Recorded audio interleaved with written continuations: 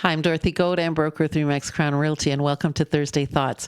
Well, we have a new era in real estate with new rules that came into effect with TRESA December 1st, 2023. Basically, just to go on two of the changes.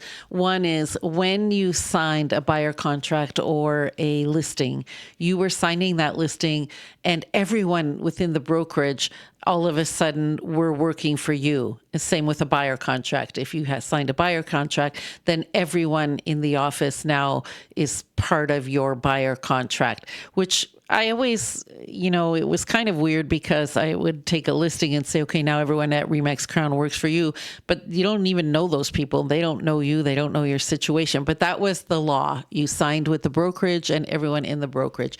So that if I had a listing and one of my coworkers brought me an offer, that created a multiple representation where both parties were working for both buyer and seller, and we practice limited representation in a multiple situation. So in order to eliminate as many multiples, you can still have multiples, but the multiple now will be, there won't be as many because now we have designated representation where if I have a listing, I am the designated sales rep for that client.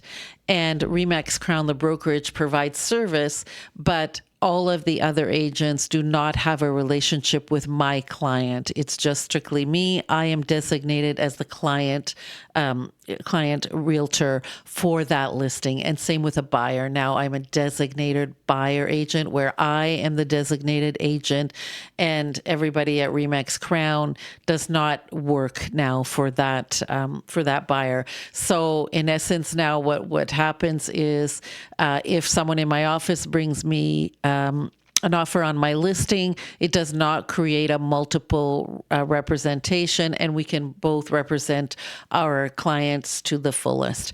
The other big change, they found that the consumer was very confused about what a client was and what a customer was, because customers did get some limited representation, but they've just found it very confusing. So they're taking the confusion out of that, and now as a buyer and as a seller, you are either a client or you choose to represent yourself. And this is a big change. They're not replacing the customer. It's a totally new concept because customers did get limited service. As a person, particularly a buyer who chooses to represent themselves, you are totally on your own. So as a realtor, I am not allowed to give you my opinion, my expertise, or my skill. I'm not allowed to use any of that if you choose to go on your own. So it doesn't mean that I can't show you a house. I certainly can show you a house because I'm servicing my seller in getting the house shown. But if I have a listing and you come in and you see the house and you say, Dorothy, I really like this house. I'd like to write an offer. You are totally on your own if you choose not to be a client. If you choose to be a client, we can create a multiple situation, and it still is allowed that I can have a buyer and a seller in the same transaction. But if you choose to represent yourself, you're totally on your own, and I would have to advise you to seek out a lawyer to fill out the form and the offer. I cannot help you in that way. And keep in mind also, particularly if you're going to open houses or you're just calling realtors, they have a client relationship with the seller, and everything they say and do is to the benefit of that seller. And this is particularly important when you choose to be self-represented.